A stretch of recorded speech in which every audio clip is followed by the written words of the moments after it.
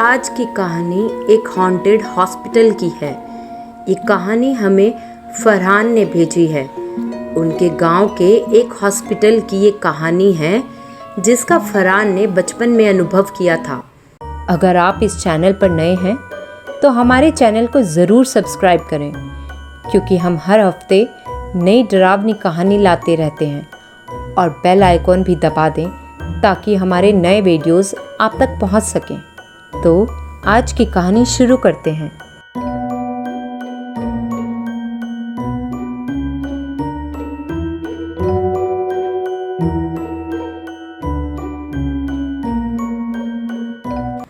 उन्नीस का दशक था।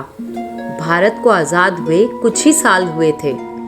कुछ ही सालों पहले भारत का संविधान लिखा गया था और देशवासियों के लिए बहुत सारी योजनाएं सरकार की तरफ से बनाई गई थी। उन्हीं योजनाओं में से एक थी हॉस्पिटल की योजना। उस गांव की हालात बहुत खराब थी और बीमारियों का इलाज भी तभी घर पर किया जाता था।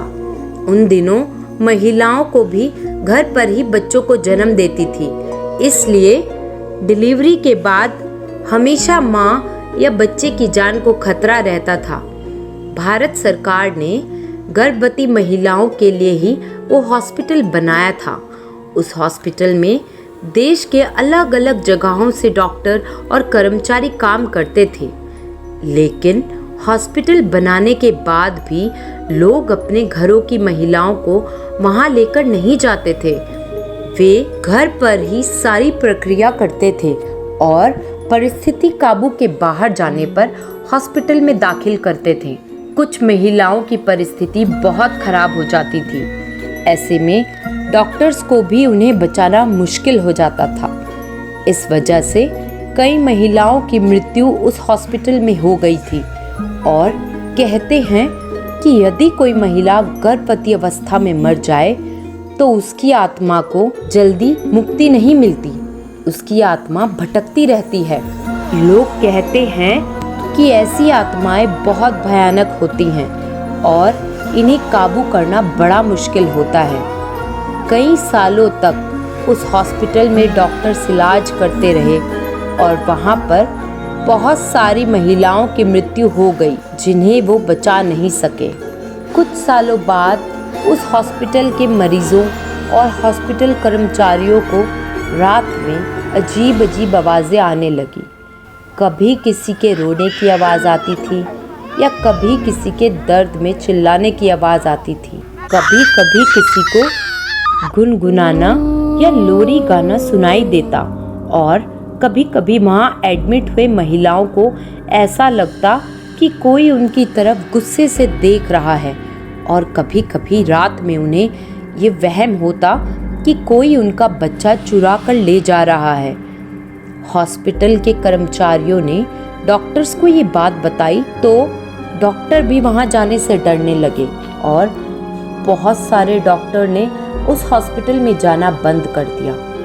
धीरे धीरे डॉक्टर्स की कमी के कारण लोगों ने भी वहाँ जाना छोड़ दिया और देखते ही देखते साल भर में वो हॉस्पिटल बंद पड़ गया और खंडर बन गया।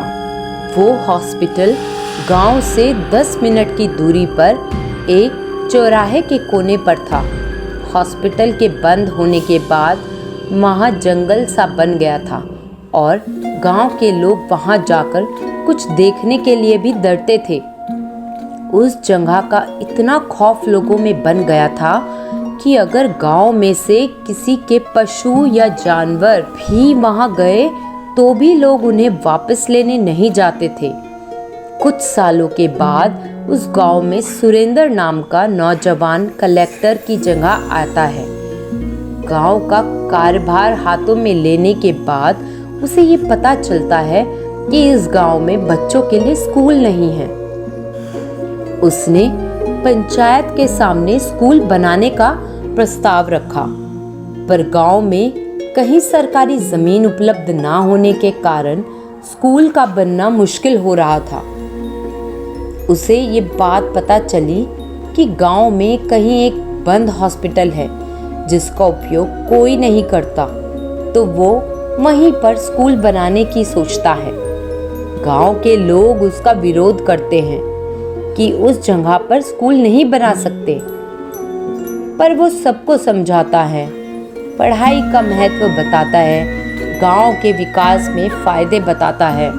बड़ी मुश्किल से गांव के लोग और पंचायत मान जाते हैं। वो उसके सामने एक शर्त रखते हैं कि स्कूल का टाइम सुबह से लेकर दोपहर तक ही होना चाहिए। शाम के बाद स्कूल में कोई नहीं रुकेगा। वो उनकी शर्तों को मानकर स्कूल का काम शुरू करता है और कुछ महीनों में हॉस्पिटल के कुछ हिस्से में स्कूल शुरू हो जाता है। पर गांव के सब लोग अपने बच्चों को नहीं भेजते।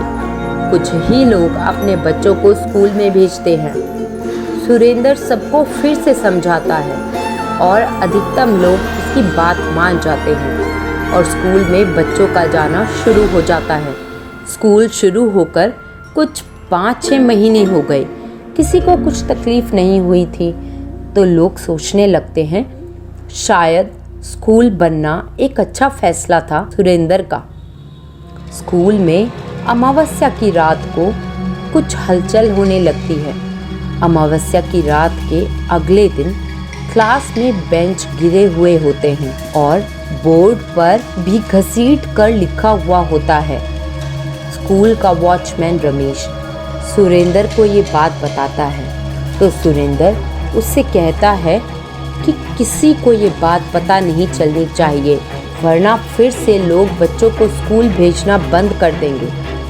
रमेश किसी को कुछ नहीं बताता, बेंच सीधे करके और बोर्ड साफ करके रख देता है। स्कूल में बच्चों की संख्या भी बढ़ती जा रही थी और शिक्षकों की कमी महसूस होने लगी। इसलिए देश के अलग अलग जगह से शिक्षकों की वहाँ ट्रांसफ़र की गई। शिक्षकों को गांव में बहुत इज्जत मिली। उनके लिए गांव की तहसील ऑफिस के पीछे घर बनाकर दिए गए और उन्हें भी गांव वालों ने बताया कि वो भी शाम होने से पहले स्कूल से निकल जाएं। स्कूल दोपहर को ख़त्म होने के बाद शिक्षक भी कुछ ही देर में स्कूल से घर चले जाते थे।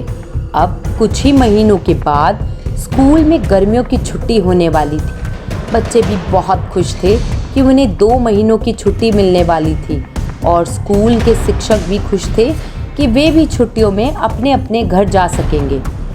देखते ही देखते स्कूल के एग्ज़ाम्स शुरू हो गए और सारे बच्चे आखिरी दिन की परीक्षा देकर घर चले गए।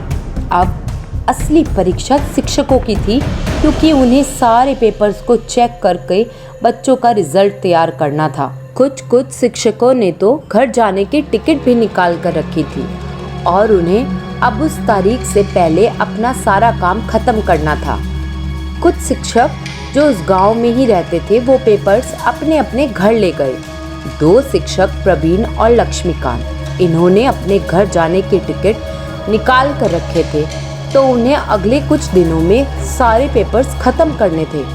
वो रोज स्कूल जाकर शाम होने तक पेपर्स चेक करते और गांव जाने के एक दिन पहले उन्होंने सारा काम खत्म करने का सोचा, पर उनका काम उसी दिन खत्म नहीं होता।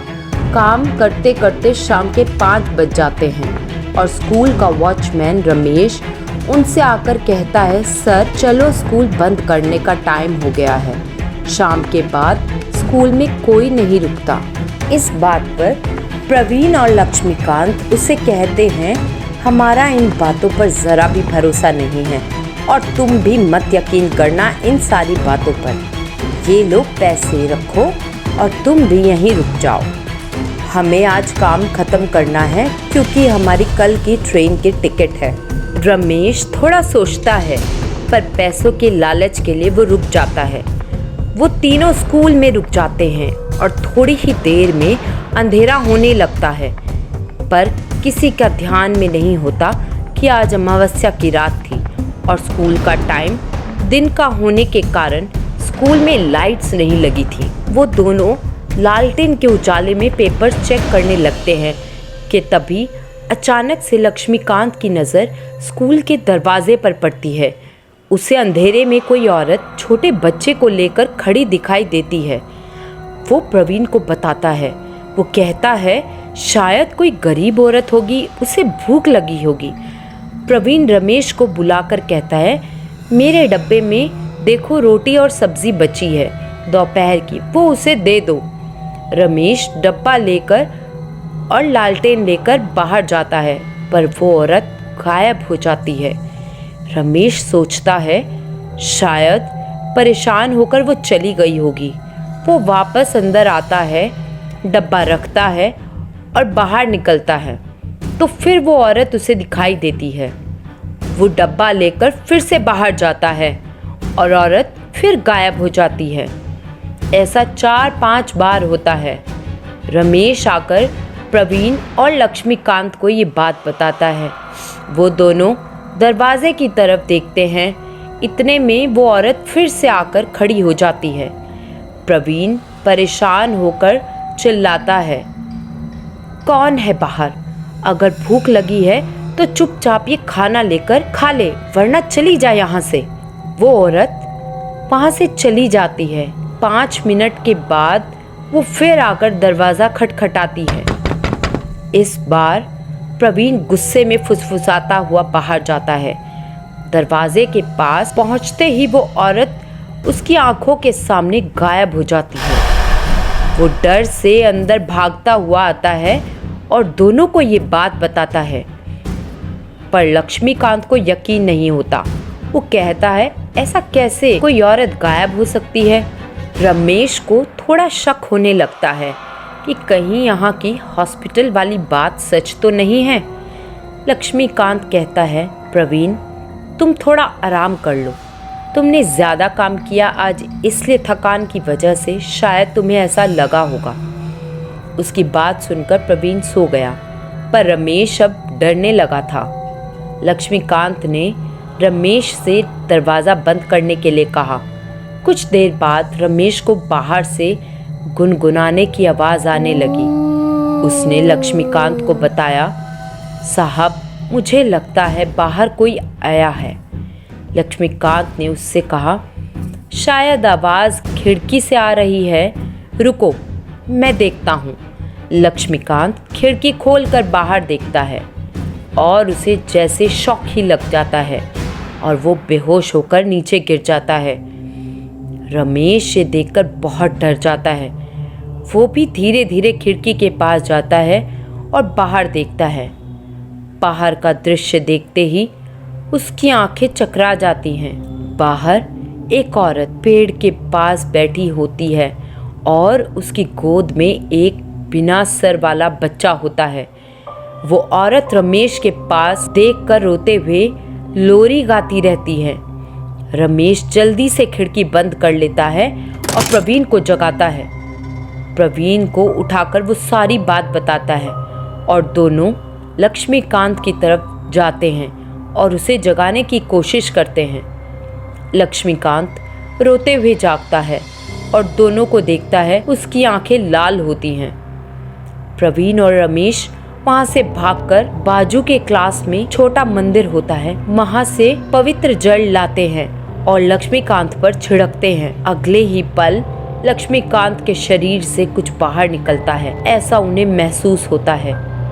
वो तीनों अपनी जान बचाकर वहाँ से भागते हैं और तहसील ऑफिस के पीछे वाले अपने रूम में पहुँचते हैं।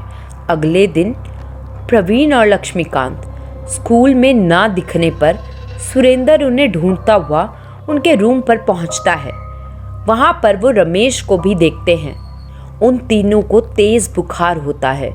सुरेंद्र और गांव वाले डॉक्टर को बुलाते हैं और फिर वो तीनों सबको कल रात की घटना बताते हैं। गांव वाले सब उन पर गुस्सा हो जाते हैं कि उन्हें मना करने पर भी शाम के बाद वो तीनों स्कूल में रुके।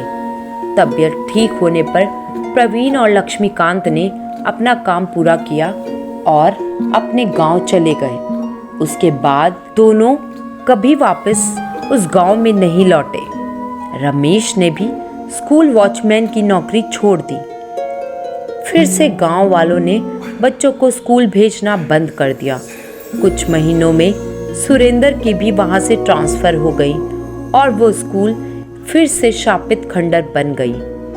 उस जगह पर अब कोई नहीं जाता और वहाँ से कुछ आवाज़ आने पर उस तरफ देखने से भी लोग डरते हैं।